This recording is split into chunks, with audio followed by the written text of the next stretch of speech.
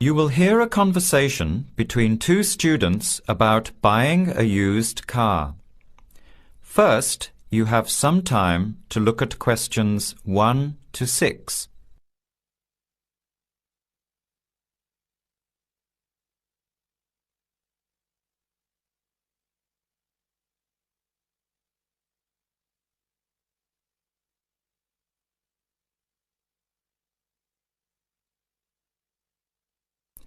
Answer the questions as you listen.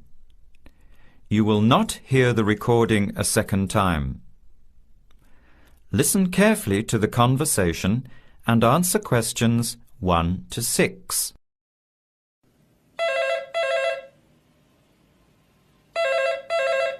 Hello. Hello. Can I speak to Eleanor, please? This is Eleanor speaking. Hi. My name is Jan. I'm calling about the car that was advertised on the notice board in the Student Union building. Is it still for sale? Yes, it is. Your ad says it's a 1985 Celica, in good condition. It's old, but it has been well looked after. My family has had the car for 10 years. I'm just the third owner and my mother had it before me, so we know its history. We've got all the receipts and records. It's had regular maintenance and the brakes were done last year. It runs really well but looks its age. Why are you selling it, by the way? Well, I'm going overseas next month to study. I'll be away for at least 2 years, so I have to sell it. Unfortunately, it's been a good car. You want $1,500, is that right? I was asking $2,000, but since I need to sell it quickly, I've reduced the price. Would you like to come and take it for a drive? I don't live far from the university. Yes, I'd like to have a look. What time would suit you? Any time this evening is fine. Well, I finish classes at 6 o'clock. How about straight after that? Say 6:30? Great, I'll give you directions. When you leave the main gate of the university, turn left on South Road and keep going until you get to the Grand Cinema. Take the first right, that's Princess Street. I'm at number 88 on the right. So it's 80 Princess Street?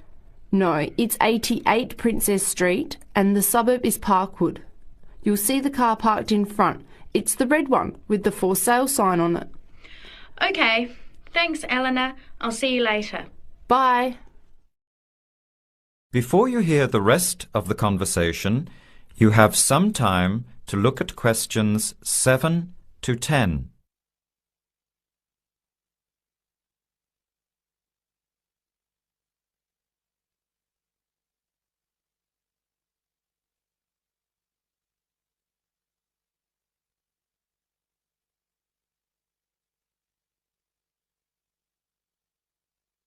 Later that day, at the university, Jan meets up with her friend Sam and tells him about the car. Hi, Sam. Hey, Jan. What's happening? I'm glad I ran into you. I've decided I have to get a car. You're going to buy a car? Do you really need one? I'd probably still be driving, except that my car broke down last year. Instead of getting another one, I just moved closer to the university and went back to riding a bike. Better for the environment, better for my health, and I save a lot of money. Did it really cost that much? Well, when you think of registration, insurance, rising petrol costs, parking plus maintenance and repairs, it adds up. I know it's going to be expensive, but I really need my own transportation. It takes half an hour by bus each way to university as it is. But now I'm working at night in the city. There's no way I want to hang around waiting for a bus late at night, then walk 3 blocks home alone. Hey, I think you've got a point there. So what kind of car are you looking at? It's an 85 Celica, same kind as I used to have. The owner's asking $1,500. That's pretty old. How many kilometres has it done? You know, I forgot to ask. I'll have to check tonight when I go to see it. Would you be able to come with me to have a look? At about 6:30? Sure, I'll come, but I don't know a lot about cars. I do know one thing, though. I wouldn't buy an old car without having a mechanic look at it first. That's a good idea. But won't it cost a lot? Not really. You can get a check done through the Automobile Association for $80, and it comes with a report on the condition of the car. It can save you a lot of money in the long run. I'll keep that in mind. So we have to get to Parkwood at 6:30. Do you want to take the bus? It goes straight down South Road every 15 minutes.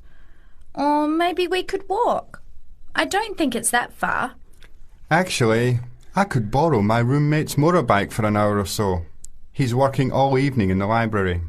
Do you think he'd mind? No way. He owes me a favour or two. Okay, great. See you at 6, outside the student centre. That is the end of part 1. You now have half a minute to check your answers.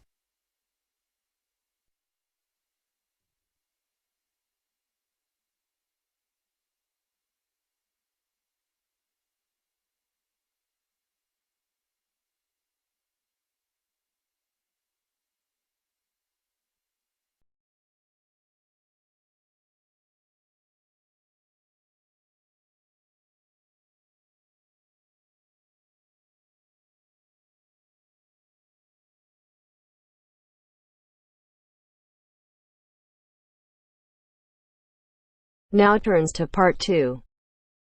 Part 2. You are going to hear a conversation between a student and a driving instructor. First, look at questions 11 to 14.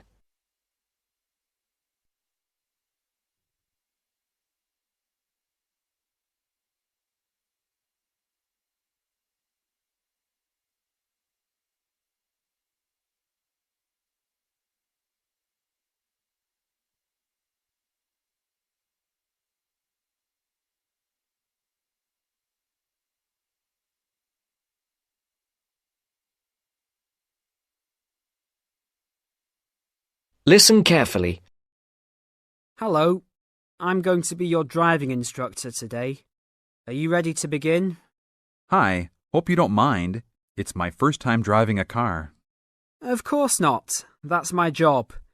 I teach people like you how to become a safe and responsible driver. So let's begin. Remember, the most important rule of driving: safety first. There are some steps to follow.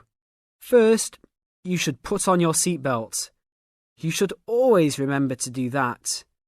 In case of an accident or emergency, having a seatbelt on is of utmost importance. Okay, I have my seatbelt on. Now what should I do? Start the car. Good.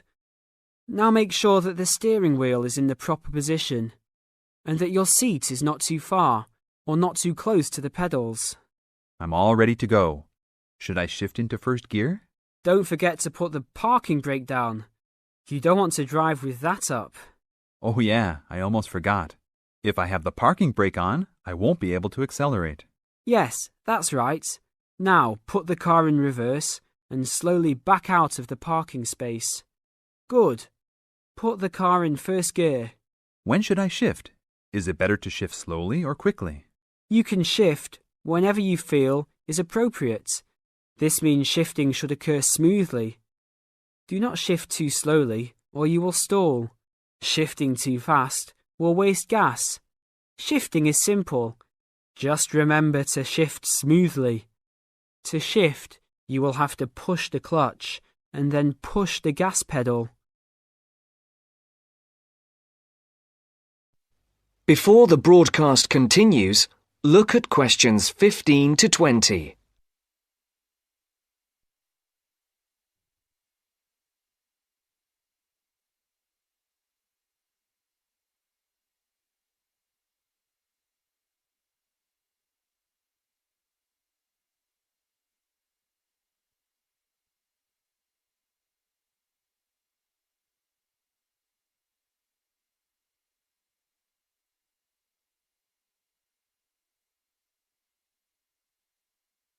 You will now listen to the second part of the talk.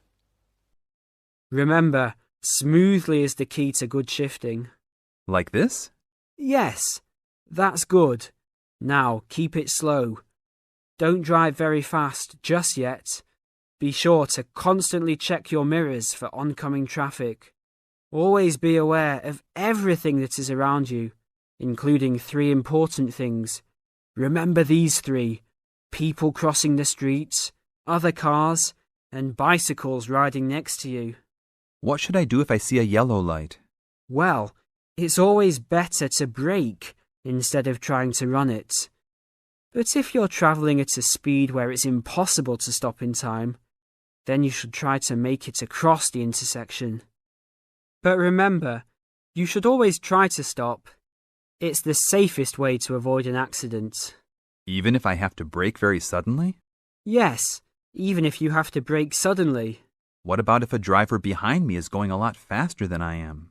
You should always be ready to move to a slower lane if a driver behind you is forcing you to go faster than you are comfortable with. Never try to speed up to accommodate a faster driver.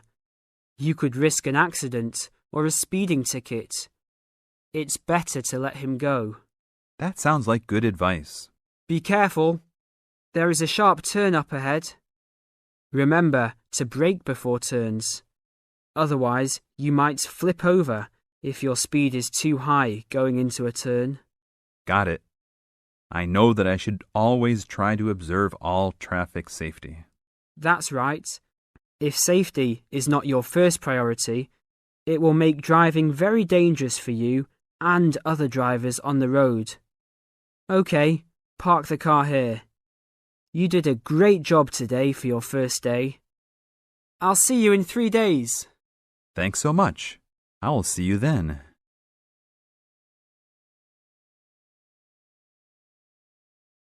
That is the end of part 2.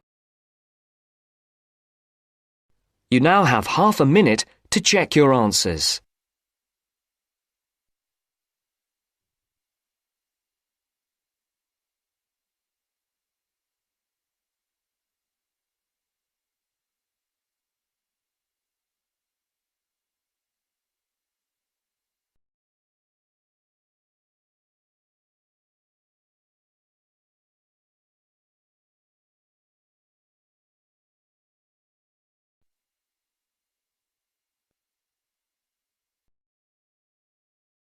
Now turns to part 3. Part 3. You are going to hear a conversation between an interviewer and a professor. First, you have some time to look at questions 21 to 26.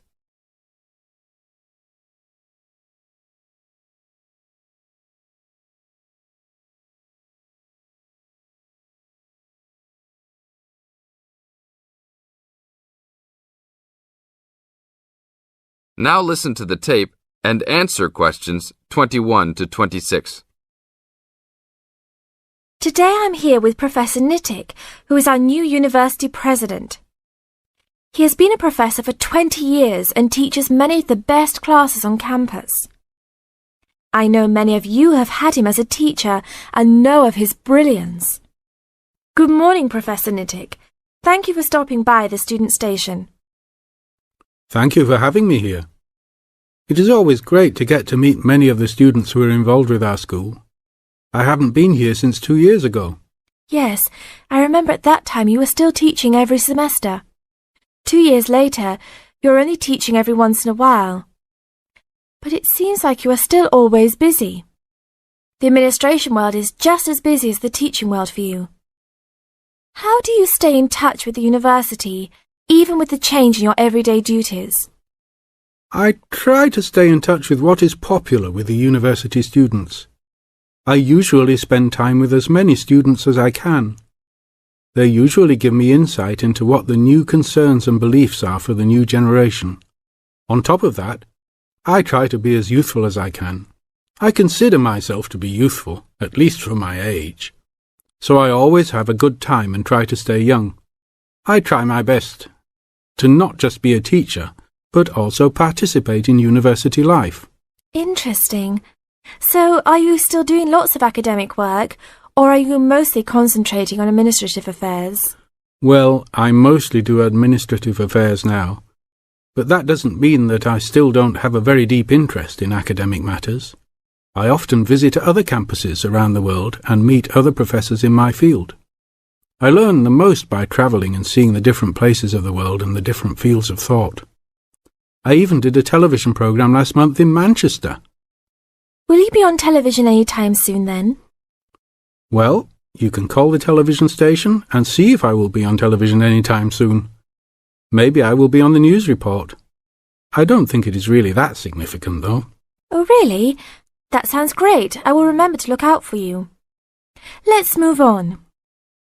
With all your busy travelling recently, how do you find time for your personal life? I try to keep my university life separate from my personal life. Sometimes it's hard to find time to just take my wife and 3 kids out for a family dinner, but usually we all manage to get together every few days. I'm taking a few weeks off next month to take my family down to South America, to Brazil for a few days. I can't wait to just sit on the beach. Wow, that sounds like a wonderful trip. Professor Nittick, could you tell the audience a little about what goes on in an average day of a university administrator? An average day? Oh, I don't think there is such thing as an average day for me. The last few weeks I've been travelling all the time. I can be in Los Angeles in the morning and in New York by the afternoon and back to Los Angeles by the evening. Sometimes I will spend the whole week at a new university, showing the new administrators the ins and outs of running a university. Sometimes I can spend the whole day in the office on the phone, so there really is no average day for me. I guess that is because I do so many different tasks. Sorry to let all the viewers down, but that is the plain truth. Now look at questions 27 to 30.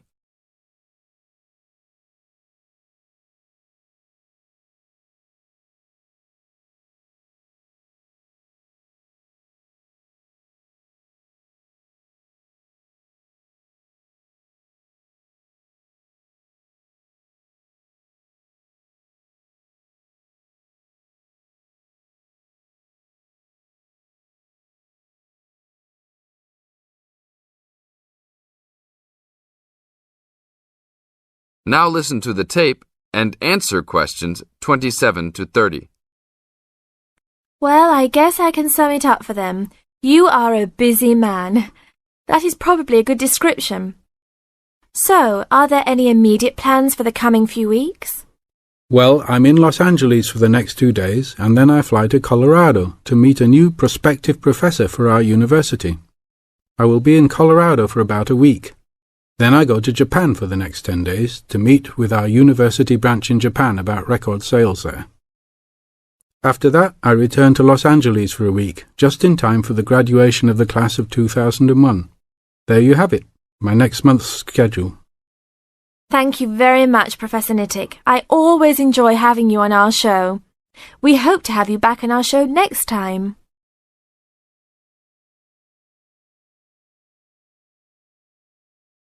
That is the end of part 3. You now have half a minute to check your answers.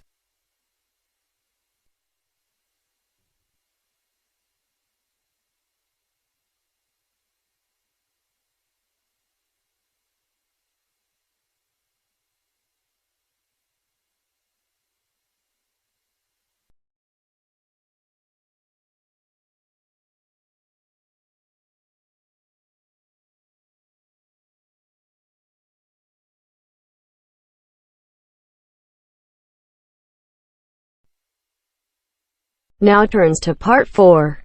Part 4. You're going to listen to a talk about tea in the UK. First, you have some time to look at questions 31 to 40.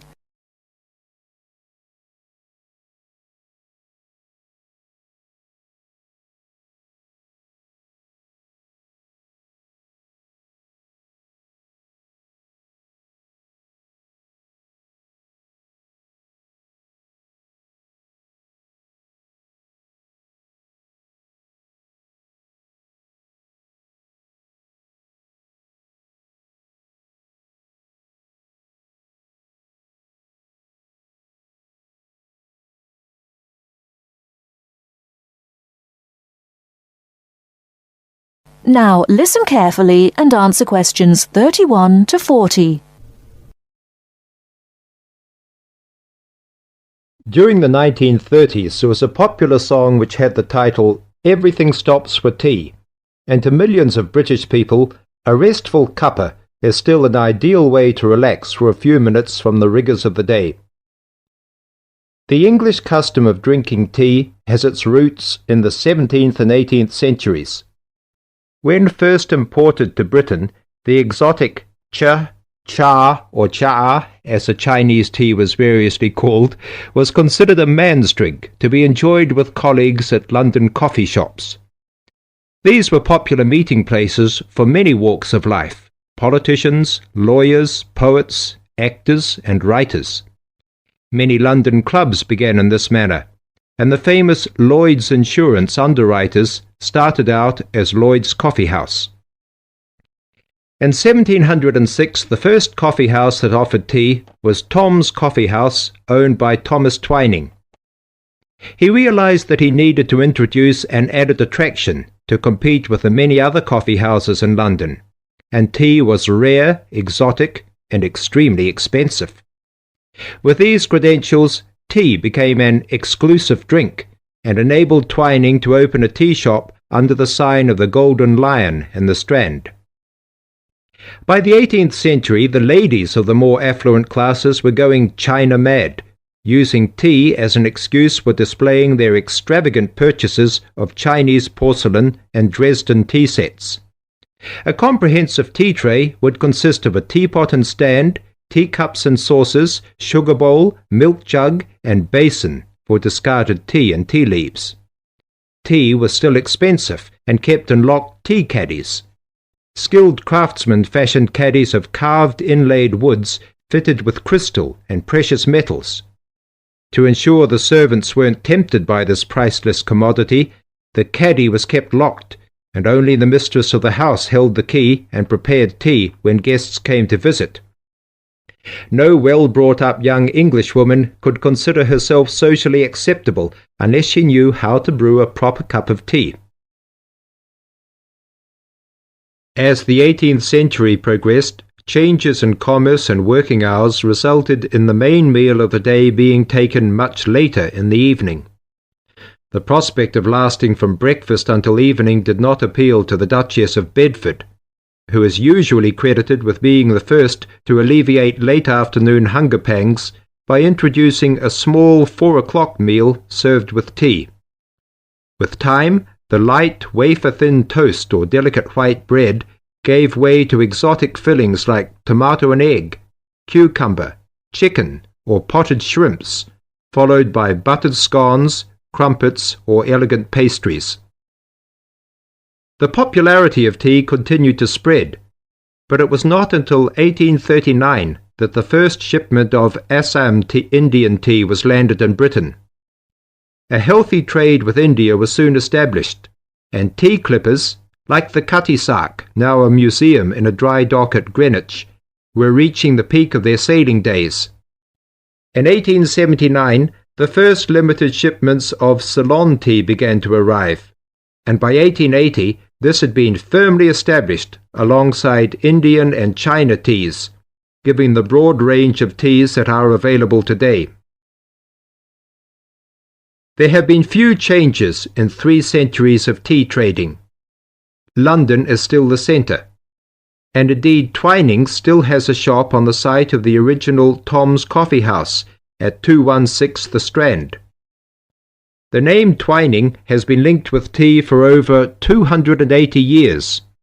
Indeed, it was Richard Twining, in his capacity as chairman of the dealers of tea, who in 1784 persuaded Prime Minister William Pitt to reduce the high tax on tea, making the beverage more accessible to the general public. That is the end of part 4.